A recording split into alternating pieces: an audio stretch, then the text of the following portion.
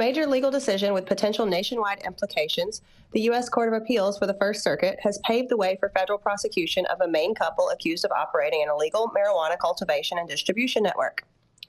On October 15th, the court upheld a district court's decision to deny a motion by Lucas and Elisa Soro to stop federal charges against them, despite their claims of compliance with state cannabis law. The Soroses were indicted in 2021 after allegedly running a business that cultivated and sold marijuana in Maine, where both medical and recreational use of cannabis is legal. They argue that their activities were protected under Maine's cannabis regulations, which have been in place since 2009 for medical use and expanded in 2016 for adult recreational use. However, under federal law, marijuana remains classified as a Schedule I controlled substance, making its cultivation and distribution illegal nationwide.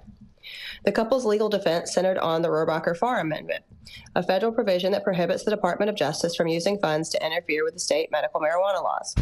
They claim that just because their operations complied with Maine's because their operations complied with Maine's medical marijuana program, federal authorities had no grounds to prosecute. But the First Circuit ruled otherwise, stating that the Soroses failed to prove that their activities were substantial compliance with Maine's medical marijuana regulations. The court's decision was guided by a precedent set in the case of United States versus Bildo, which established that the Rohrabacher-Farr Amendment only shields state-sanctioned cannabis operations if they strictly follow state laws. The Soroses were unable to demonstrate that their businesses met these compliance standards. Evidence presented suggested that their operation includes the unlicensed sale of more than $13 million worth of cannabis over 6 years. Furthermore, the U.S. Attorney's Office for the District of Maine reported that the state's Office of Cannabis Policy had specifically requested a federal investigation, believing that couples' activities resembled an illegal collective, a practice prohibited under Maine's medical marijuana program.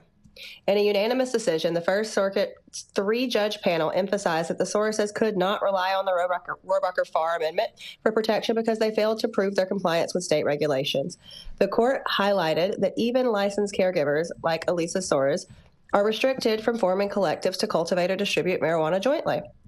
The ruling clarifies the limits of the Rohrabacher-Farr Amendment, reinforcing that only state-compliant medical marijuana operations are shielded.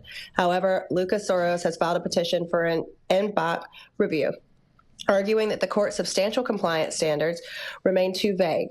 He insisted that the criminal defendants needed clear guidance on what qualifies as compliance with state laws, especially when state authorities themselves had approved the business operations. This case underscores the continuing legal complexities at the intersection of state and federal marijuana laws, a gray area that has left many cannabis businesses in an uncertain legal territory. Despite state-level legalization, as the case moves forward, it could set a precedent for how federal courts interpret cannabis cases in states where marijuana is legal. So this is an interesting one. One, it doesn't sound like they were doing it in a licensed facility. They weren't a licensed facility. She was a caregiver. And, we've seen in Colorado, we've seen a lot of places where the caregiver licenses are taken advantage of. It seems like these guys did it. Now they're crying wolf. Oh, we did it. No. Well, if you don't know how to run a compliant business, you can call me. You can call anybody else. You probably should call somebody because, oops, I didn't know doesn't cut it with the federal government, especially to the tune of $13 million. But I'm sure we have a lot of back and forth on this one. I'll reserve the rest of my comments and throw it back to you guys. Man, it sounds like they had a pretty poppin' little trap going on out there. Sounds like they fucked around and found out. Mm-hmm. It's definitely, even as a caregiver, you have to keep your records, and so long as you can keep your records, you can prove worthiness under the medical system in most of these states. Now, obviously, it's like it's in places like Maine, in places like the old California 215 law, that's what it was, right? It's like you're a caregiver. There's no facility. There is no license. You're doing this where you have the option. Wherever you have, yeah. Exactly. And so that's kind of that is a little bit like a chicken and egg situation for these operators in places like Maine. This might actually be a situation where they might win this case.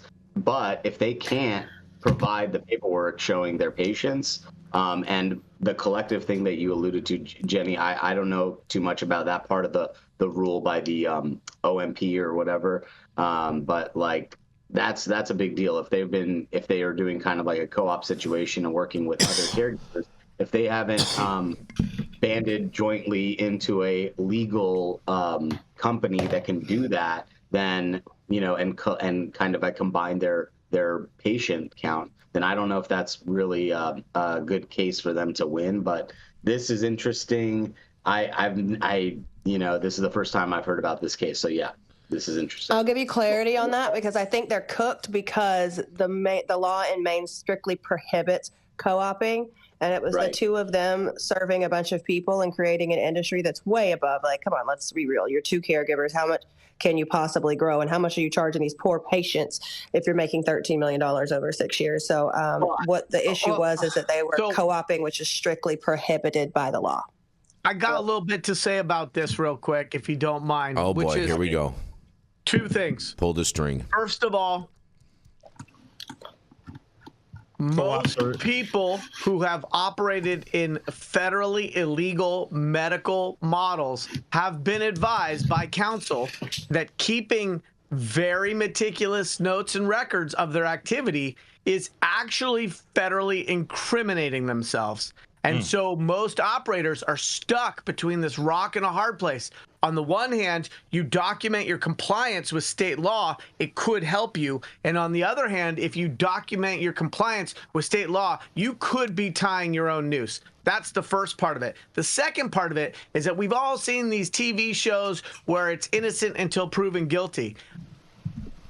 What this ruling says, and what also mirrors the Proposition 215 model previously in California, was that they don't need to be proven guilty beyond a reasonable doubt. They have to prove their innocence by showing their complete compliance with the medical rules. So the burden shifts from the prosecution to the defendant. It's called an affirmative defense model, which means that the defendant has to show that they dotted every I and crossed every T. And as Jenny, somebody who is amazing when it comes to all things compliance, knows, even people who are very knowledgeable may not always be able to dot every I and cross every T and do it at a level that protects them from persecution or incarceration. So I feel really bad for these people. The other thing is that, there's this false paradigm in cannabis that you're either about the money or you're about the plant, instead of acknowledging that you could actually be right in the middle of that Venn diagram and be about both. And so it becomes a very gauzy argument about what is reasonable remuneration given the risk for people who are standing up collective models or who are trying to provide medicine or access to patients or custodies. And the final thing is, I don't ever trust the government's numbers.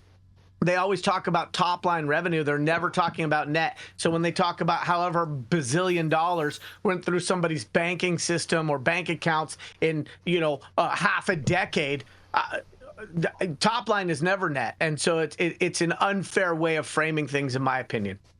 I don't feel bad for him, and I'm going to tell you why I don't feel bad for him. They were indicted in 2021, okay? So that it was expanded to recreational in 2016, right? There was a pretty robust system, and what they were doing was strictly outlawed. I don't feel bad for them because, listen, every fucking thing that I've done that was illegal, I knew was fucking illegal. And I knew that if I did that, there's a chance that my little brown ass might be in an outfit that I didn't pick out for some ungodly amount of time, right? It's Bob Barker flippy floppies. But I'm so sick of this. I didn't know I couldn't do that. This is not the Chappelle Show, and that doesn't work in real life. Oh, I have a question. Was this a husband and wife? And they just said, we're both caregivers and we have an extent. That literally every single couple does that, right? They say, I can have an individual 6, you can have an individual 6. Now we have 12 together. I don't know not one couple that lives in the same house in the state that they grow weed that don't use that argument. She was the only one that was the registered caregiver, though. And so what's the co-op? So like, who are the other people that they were working with? Is it anybody else, or is it just the husband? Are they saying they were just working together? Let me go back. I believe it was just they had all those customers if they did $13 million in revenue. Yeah, Jason, are you pro co-op, Jason? I do like the co-op model. You know that co-ops are socialistic in nature, right?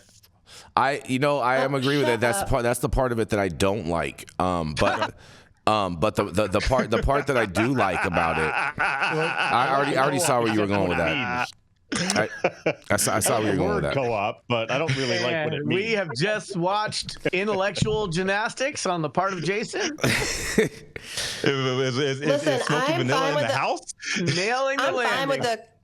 Okay, more importantly, I'm fine with the co-op model. I think that whatever is giving patients the access they need, whether it's a co-op or whatever it is, a caregiver system, fine. But we're missing the part where it is strictly prohibited under Maine's cannabis laws. Like, and it has been. It's not like it's like a new law. Restricted from forming collectives to cultivate and distribute marijuana.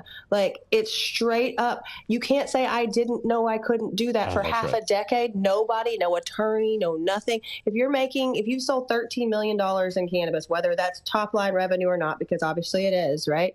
I think you need to speak to someone. You're not going to tell me you don't have an attorney or a oopsie shit just in case fucking CPA or somebody who could be like, hey, by the way, you know what you're doing is a little illegal. They knew what the fuck they were doing. So stop, I'm not mad at you for doing it. Totally get it. Get your money. But don't plead this fucking ignorance when it's not a plausible defense here. I don't feel bad for you. Jenny. Get your bread. I don't think they're pleading their ignorance, though. I think what they're suggesting is that they're saying they don't understand be nice the law because the law is not clear. The sentence before you fire back. I understand the Diet Coke is strong this morning. Go right ahead. I get your standing in. Matthew saying. I'm standing in for decorum and the ability to have a conversation. And if you have to malign that, you're welcome to do that. But go ahead. Are you sure you don't want to get the last word in? Because I'm still just trying to say one thing. Go ahead and finish it. Oh, thank you. Okay. So I don't think that they are suggesting that, ignorance is the defense.